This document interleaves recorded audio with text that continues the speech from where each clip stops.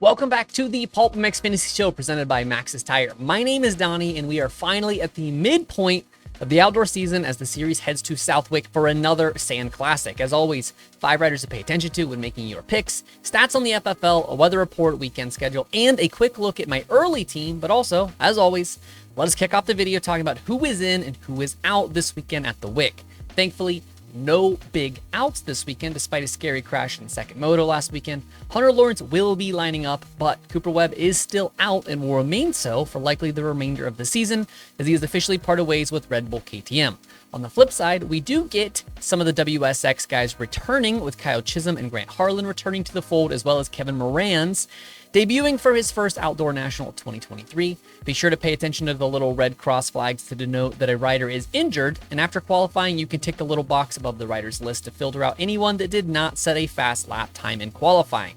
All right, this weekend, 3 riders I want you to look at, 1 guy to stay away from, and a high handicap guy for you gamblers out there. Starting with your 250 All-Star, I like the cut of Hunter Lawrence this weekend. The 96 will be coming in a bit beat up, but a 1 handicap is likely as high as we can hope to see from a Lawrence brother this season. He has finished within his handicap in 6 of 10 motos this year, which leads the All-Star crop, and as long as he is top 5 in qualifying, I'm confident he can race through any injury.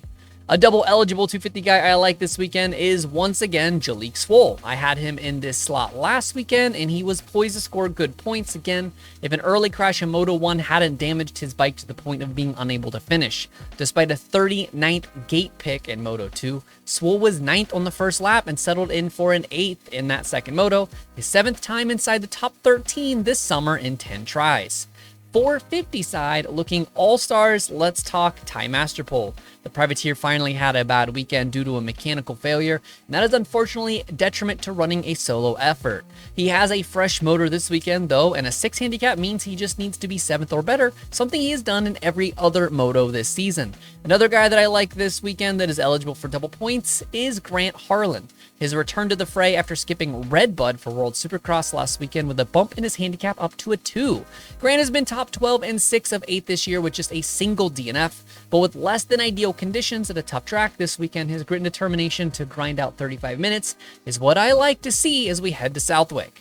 The high handicap hero of the round given to a rider with a handicap of 10 or more that I think has a realistic chance to score massive points this weekend if you're the type of person that likes to sweat a little bit for a big payout. This weekend's choice is complicated. I'm highlighting Jeremy Smith while also telling you to be wary of all the privateers this weekend. Southwick is a very unique track that will produce a lot of guys you have never heard from, finishing well up in the ranks in qualifying, but don't be swayed too much, as the B session will have a much smoother track, and this will inflate their upside. Jeremy, however, is a bit of an exception. An 18 handicap, Smith has been within double points in 3 out of 4 rounds that are not considered his home race, so he definitely gets a bump here, as he did go 22-22 in a much deeper field at Southwick last season.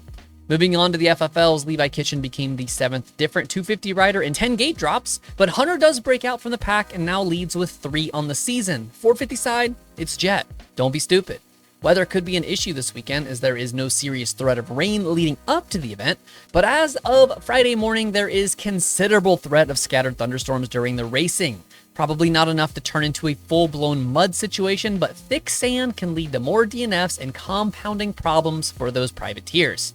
Another East Coast round brings that East Coast schedule with race day live for the early birds at 10 a.m. Eastern, 7 a.m. Pacific. RotoMoto patrons can expect the enhanced cheat sheet at around 11:30 Eastern, while the rest of you can review the qualifying cheat sheet on Twitter and Instagram at around noon. And then an hour later, the picks lock and the gates get ready to drop at 1 p.m. Eastern, 10 a.m. Pacific. Before I show you my early team, I want to talk to you about Maxxis Tire coming back for 11 rounds of outdoor so I can deliver these videos for you. You know Maxxis Tire. You know their MX ST tire designed by the king of Supercross and my all-time favorite rider, Jeremy McGrath. It is the newest and most advanced tire in the Maxxis MX lineup, featuring an all-new tread pattern, compound, and composition to provide the stability, predictability, and traction that the upper tiers of motocross demand. Available at your local retailer and also at motosport.com. My Thursday team shows Hunter Lawrence at the 250 All-Star spot, Jalek Swoll at a 3, Ryder D at a 2, and Caden Braswell boasting a 6 handicap. 450 side, I have Foranus at a 2, Derek Drake with a 5, the Pope with an 8, and of course, Jeremy Smith at an 18. This weekend, the prize for the highest Championship League score is a jersey off the back of New England legend Jimmy Dakotas. Thanks as always for watching the PulpMX Fantasy Show presented by Maxxis Tire. My name is Donnie, and may your chiz this weekend. Remember that 8 is great. Most importantly, have fun. Good luck, y'all.